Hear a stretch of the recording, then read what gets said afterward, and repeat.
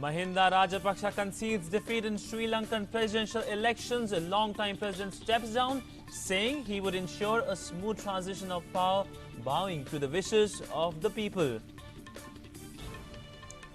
Amidst continuing uncertainty on government formation in the state of Jammu and Kashmir, Governor sends his report to the centre. Incumbent Chief Minister Omar Abdullah expresses his inability to continue as the caretaker Chief Minister. Over 2,000 civilians killed in northern Nigeria as Boko Haram terrorists burned down entire Baga city. Government troops there had fled the town last Saturday. Refusing to bow to terror, the French magazine Charles Hebdo plans a mega issue next Wednesday, running into 10 lakh copies. Three-day mourning continues in France in the memory of 12 people killed in the Paris terrorist attack.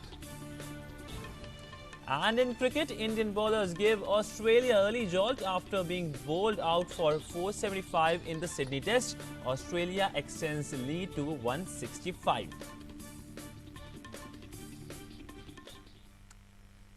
Hello and welcome to DD News. I'm Sidhant Sibal, and now the news in details. And the biggest story is coming from Sri Lanka. Sri Lankan President Mahinda Rajapaksa has conceded defeat to his opposition challenger today after a presidential election.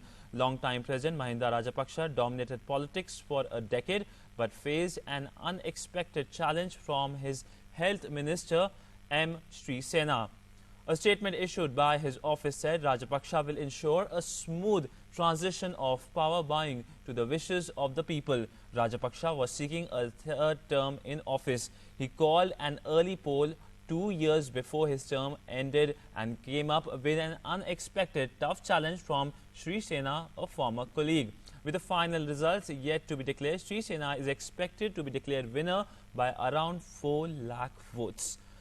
Meanwhile, Prime Minister Narendra Modi has called up M. Sri Sena to congratulate him on his victory in the Sri Lankan polls. He congratulated the people of Sri Lanka on the peaceful and democratic poll process.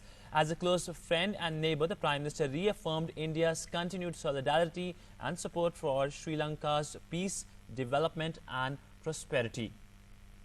The US Secretary of State John Kerry today said that the country looks forward to work with Sri Lankan President-elect M. Sri Sena, even as he commended outgoing President Mahinda Rajapaksa for accepting the election results. Moving focus back home, Home Minister Rajnath Singh has sent Jammu Kashmir Governor N.N. Vohra's report recommending governor's rule in the state to the Prime Minister's office. Rajnath Singh said that he has forwarded the report along with his comments. Yesterday, Jammu and Kashmir Governor N.N. Vohra had submitted a report to the centre on the political impasse after Omar Abdullah asked him to relieve him as the caretaker Chief Minister. The report to the President is understood to be containing 2 or 3 suggestions, including the option of a spell of governor's rule in the wake of no party being in the position to cobble up numbers required to form a government after the highly fractured verdict in the assembly elections. The governor's report comes after Omar met him in Delhi and asked him to relieve him as the caretaker Chief Minister. Omar was asked to continue as the caretaker Chief Minister on December 24, 2014 after his resignation in the wake of the defeat of his party, the National Conference, in the assembly polls on December 23rd. News from Gujarat. Prime Minister Narendra Modi reached out to the Indian diaspora during the 13th Pravasi Bharatiya Divas in Gujarat's Gandhinagar. He told them that they can contribute to India's development in various ways, ranging from investment to sharing their experience.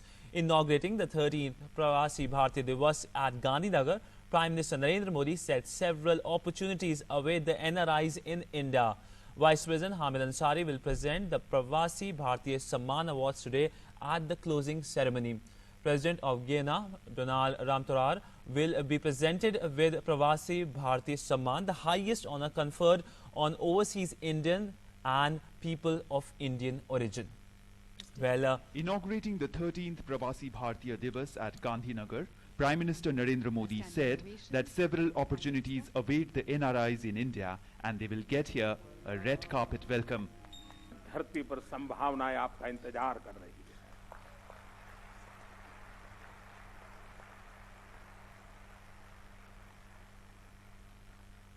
वक्त बहुत तेजी से बदल चुका है। भारत एक नए सामर्थ्य के साथ उठ खड़ा हुआ है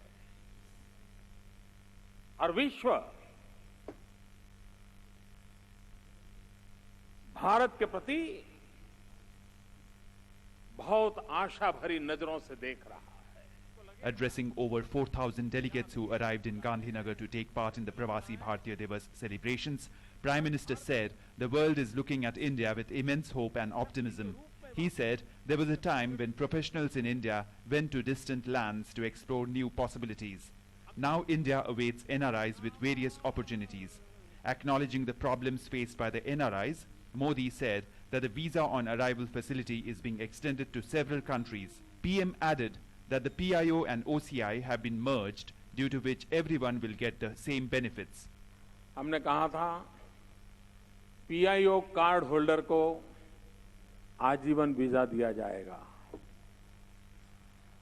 वो काम हो चुका है. अब आपको एम्बेसी के चक्कर काटने की जरूरत नहीं पड़ेगी.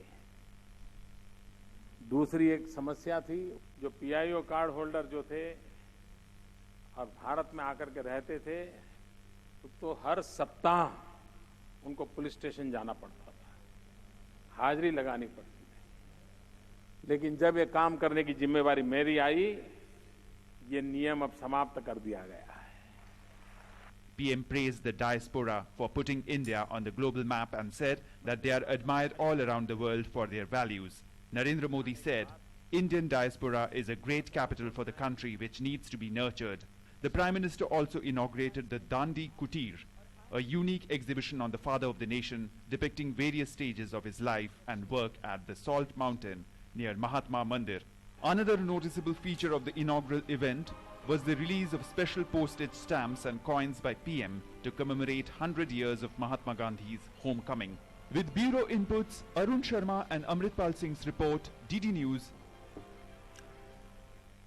Well, moving on, Railway Minister Suresh Prabhu has asked Maharashtra Chief Minister Devendra Fadnavis to explore the possibility of introducing staggered work hours for office goers in Mumbai. He said that this would reduce the peak rush hour in suburban trains. The Chief Minister agreed to consider the request favourably. Prabhu said that railways are proposing two major elevated roads, one from CST to Panvel and another from Churchgate to Virar, and Chief Minister Devendra Fadnavis had also given sanction to the start of MUTP3 Mumbai Urban Transport Project, which has already been cleared by him, and work on it will start very quickly. Well, time for a short break. More after this break.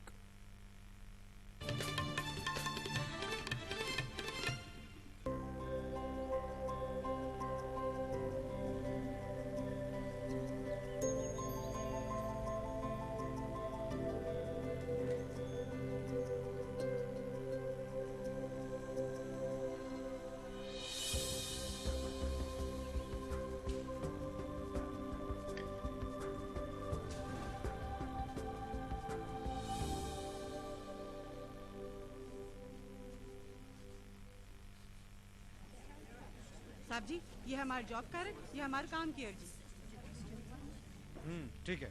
पावती तो दीजिए. अरे हम पे भरोसा नहीं है क्या? बात नियम की है साहब जी.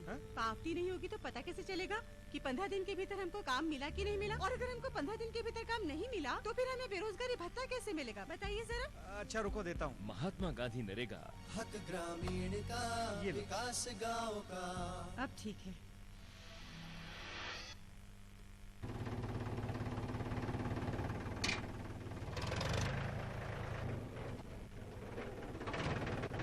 अरे हरकू वाह, बीज, कीटनाशक और आज खाद भी.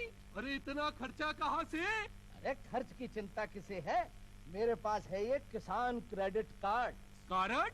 अरे बैंकों द्वारा जारी इस कार्ड से किसान उसकी सीमा तक की रकम कभी भी बैंक से निकलवा सकता है और खेती बाड़ी की सामग्री कभी भी खरीद सकता है. तो हरकू भैया एक कार्ड मेरे लिए भी. किसान क्रेडिट कार्ड के लिए नजदीकी बैंक से संपर्क करें और पाएं ढेर सारे लाभ. Welcome back. Now some business news. After a terrible fall of below $50 a barrel, crude oil prices appear to have been positioning itself in regaining some amount of stability. Brent crude prices currently are hovering around $51 a barrel. On the other side, analysts are trying to determine whether oil prices have found their bottom or if 2 days of relative stability is simply a dead cat bounce. Some, however, still expect crude to sink as low as $40 a barrel amid a supply glut and a price war sparked by Saudi Arabia. The benchmark BSE Sensex spurt by over 226 points to 27,502, and the NSE Nifty regained the 8,300 mark in early trade today on the back of gains in metals, healthcare and IT stocks amidst a fresh trend at other Asian markets. The 30-share Sensex, which gained 366 points in the previous session, rallied 227 points to 27,502 level. All sectoral indices were trading in positive zone with a gain up to 1%. Also, the National Stock Exchange Nifty reclaimed the 8,300 mark by jumping 69 points to 8,303 levels. Currently, Sensex is trading around 180 points up at 27,450 levels, whereas Nifty is trading 50 points up at 8,290 levels. Value buying in blue chips participated has become attractive after recent losses and firming trend at other Asian markets amid overnight rally in the US as crude oil steadily remains steady and in a sense is hovering around $50 a barrel. But the big boost will come around 12:30 when the Q3 results will be announced, starting with Infosys, which will be reporting its number for the first time during market hours. And another big news for the aviation sector today, India will get its third major airline, the Vistara airline. After Air India, Jet Airways, the third major airline will be the Vistara airline, which will be a joint venture between Singapore Airlines and Tata. Well, moving on, intense cold weather continue to grip North India, leaving people shivering. Blanket of fog, on the other hand, is affecting visibility and has badly hit rail and flight operations. Intense cold wave prevailed across North India, even as dense fog in large parts of the region affected normal life and disrupted road, rail and air traffic. A thick blanket of fog covered several areas over the region, affecting nearly 100 trains and over a dozen flights. In the national capital, the maximum temperature settled 6 notches below the season's average at 14.5 degrees Celsius, while the minimum was recorded at 7.2 degrees. Foggy conditions affected running of 56 northbound trains. 15 flights were delayed at Delhi airport due to low visibility, while 3 services were delayed in Chandigarh. Meanwhile, Himachal Pradesh and the Kashmir Valley continue to reel under biting cold as the weather shows no sign of improvement. Intense cold wave conditions also continued unabated in Himachal Pradesh, and minimum temperature stayed below 5 degrees across the state. The mercury stayed 12 to 20 degrees below the freezing point in high altitude tribal areas.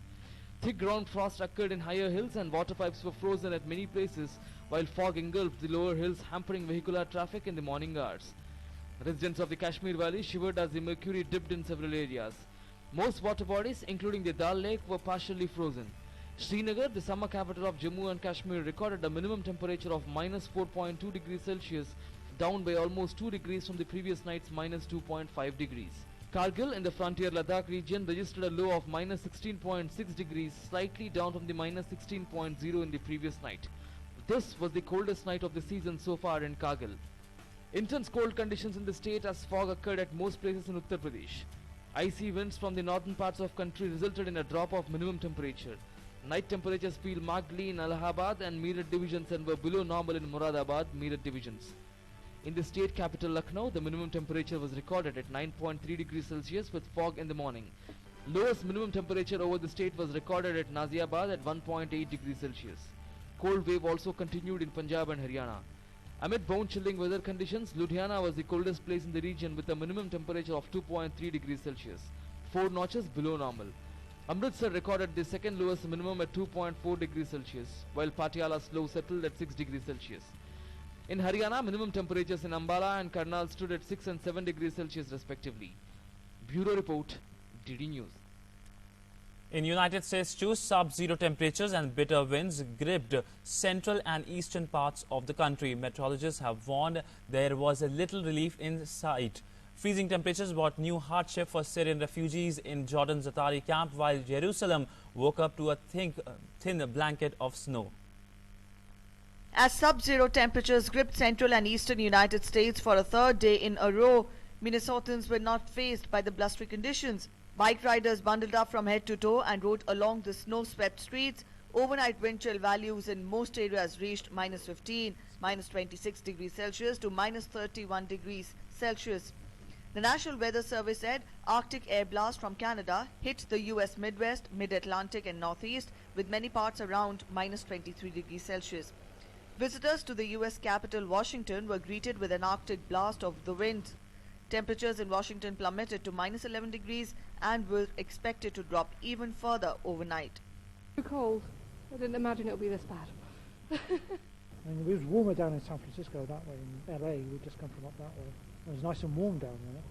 And we should have stayed that way, really. Syrian refugees in Jordan's main Zatari refugee camp appealed for help after a regional storm buffeted the Middle East with blizzards, rain and strong winds.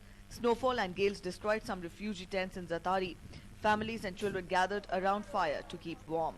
يعاني جميع السكان في حوران من نقص حاد في المحروقات التي يعتمد عليها أغلب الناس بشكل أساسي في التدفئة، حيث وصل لتر المازوت إلى 500 ليرة مع شبه انعدامه. The storm is forecast to last several days, threatening further disruption in Lebanon, Syria, Turkey, Jordan, Israel, the West Bank as well as Gaza Strip, which have all been affected. The temperatures, which usually average 13 degrees Celsius this time of the year, have plunged to 2 to 0 degrees. Moving to Jerusalem, a thin blanket of snow enveloped the city after 2 days of stormy weather that kept many people at home. Cold wave conditions to continue unabated in these regions with no immediate respite from the weather authorities. Bureau Report, DD News. Well, time for a short break. More after this break.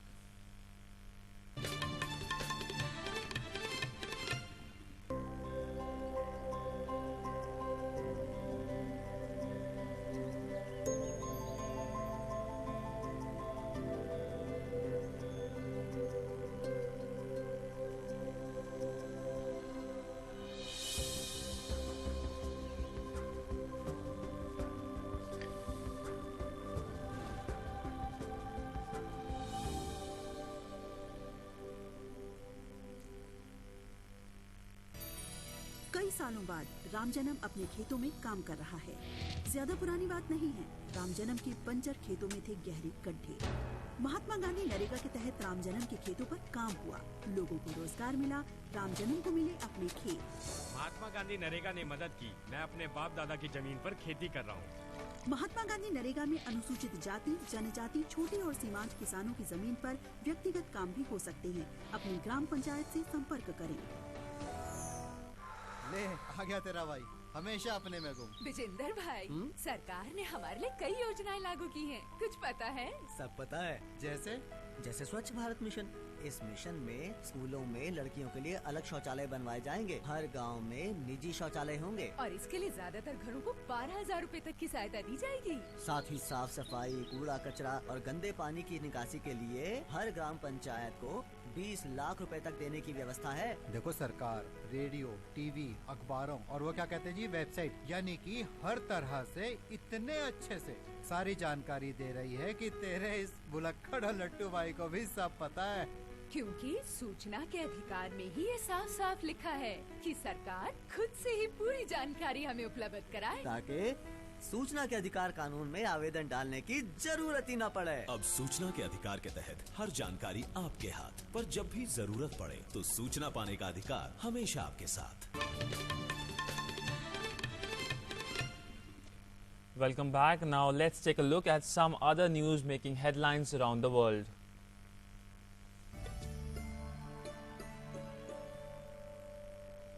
More than 2,000 people are unaccounted for after radical Islamist sect Boko Haram torched more than 10 towns and villages in Nigeria. Bodies lay strewn on the streets of a key northeastern Nigerian town following an assault by militant Islamists. The group attacked Baga town on Wednesday after overrunning a military base there on Saturday. Boko Haram launched a military campaign in 2009 to create an Islamic state. It has taken control of many towns and villages in northeastern Nigeria in the last year. Senior government official Musa Al-Haji Bukar said that fleeing residents told him that Baga, which had a population of about 10,000, was now virtually non-existent. Cuba has freed 8 more detainees as Havana begins to release 53 people the United States considers political prisoners as part of an agreement aimed at ending decades of hostility between the two nations.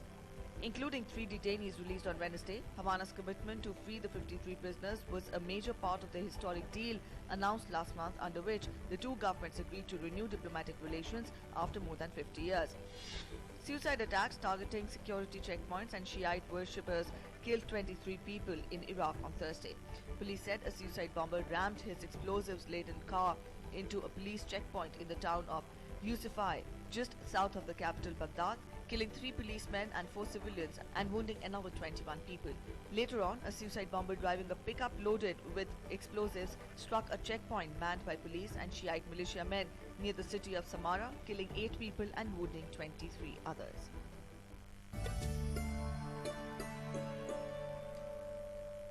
Well, now developments in the French terror attack. Refusing to bow to terrorism, the French magazine Charlie Hebdo has announced that next week's edition of the magazine would go ahead on Wednesday and would have a massive print run of 10 lakh copies instead of the normal 60,000 copies. The magazine had suffered a barbaric massacre at the hands of terrorists on Wednesday in Paris, in which 12 people, including 10 journalists, were killed.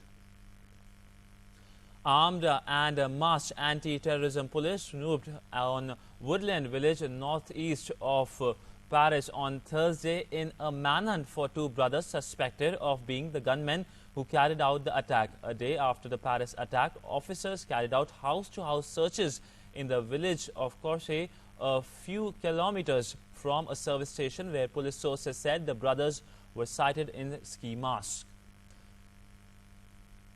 Meanwhile, in another incident on Thursday, a police officer was killed on the outskirts of Paris. It was not immediately clear if that shooting was linked to Charlie Hebdo attack, but the authorities have opened another terror investigation. Meanwhile, bewildered and tearful French people held a day of mourning. The bells of Notre Dame pealed for those killed in the attack on the satirical magazine. Flags were flown at half-past across the country. The Eiffel Tower was plunged into darkness in a somber tribute. Well, now some sports news. Australia are 12 for 2 when the reports last came in their second innings in the Sydney Test against India. The host, after taking a 97-run lead, tried to score quickly and in the process lost the wicket of David Warner as tea approached. Post-tea session, Australia once again tried to accelerate the innings, and this time Shane Watson perished. Earlier, India have been bowled out for 475 in the first innings of the 4th Test. India managed to score 475 thanks to tons from Virat Kohli and KL Rahul. Ravichandran Ashwin and Rohit Sharma scored 50s. Australia now led by 95 runs. Bhuvneshwar Kumar was given out controversially as India lost their 8th wicket on the day 4 of the 4th Test between India and Australia at Sydney. W. Saha has been dismissed for 35. Saha was dismissed by a short ball from Josh Hazlewood. Big blow to India earlier on the day 4 as Ryan Harris struck to remove Virat Kohli, who is caught by Chris Rogers for 147. Well, Australia are 104 for 2 when the reports last came in. So that's the latest update coming from that test.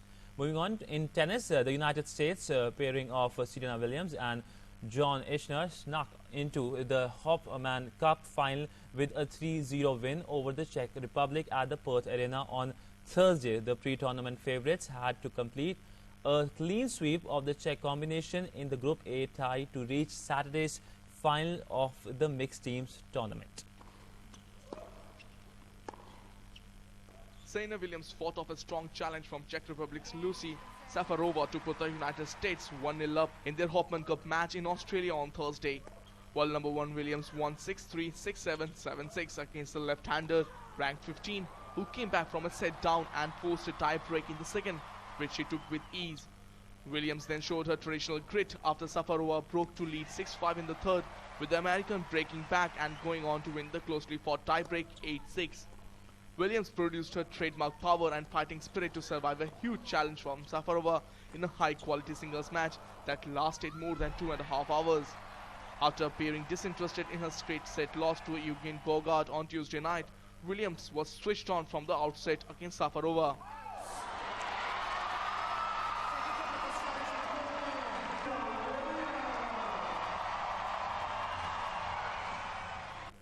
John Isner doubled the lead against Adam Pavslik, winning 7-6, 6-4. The 6 feet 10-inch tall Isner then caused problems with his serving in the doubles, Safarova provoking laughter all around the arena when she stood on a chair at the back of the court as Isner prepared to serve for the first set. The American pair then went on to win the doubles rubber against the Czech duo 6-3, 6-3 to successfully complete a clean sweep. Sports Desk, DD News. Well, time for the recap of the main headlines. Mahinda Rajapaksa concedes defeat in Sri Lankan presidential elections. Long-time president steps down, saying he would ensure a smooth transition of power, bowing to the wishes of the people. Amid continued uncertainty on government formation in the state of Jammu and Kashmir, Governor sends his report to the centre. Incumbent Chief Minister Omar Abdullah expresses his inability to continue as the caretaker Chief Minister. Over 2,000 civilians killed in northern Nigeria as Boko Haram terrorists burned down entire Baga city. Government troops there had fled the town last Saturday. Refusing to bow to terror, the French magazine Charlie Hebdo plans a mega issue next Wednesday, running into 10 lakh copies. Three-day mourning continues in France in the memory of 12 people killed in the Paris terrorist attack. And in cricket, Indian bowlers gave Australia early jolt after being bowled out for 475 in the Sydney Test. Australia extends the lead to 204.